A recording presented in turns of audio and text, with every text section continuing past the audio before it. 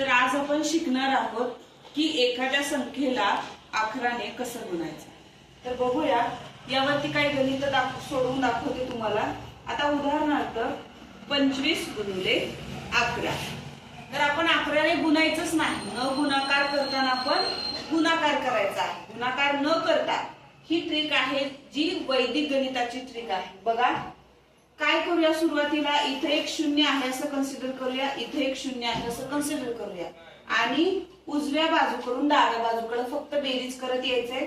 0 आणि 5, 5, 5 आणि 2, 7, 2 आणि 0, 2. आपला गुणाकार आलाय 275.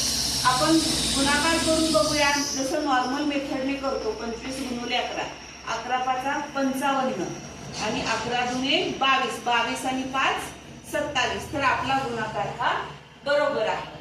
आता हे झाले दोन अंकी संख्याचं. पण जर मोठ्या संख्या असतील तर काय, त्यावेळेस पण हीच मेथड आहे. तर आता दुसरं गणित आपण बघूया. 325 गुणिले 11. Same method.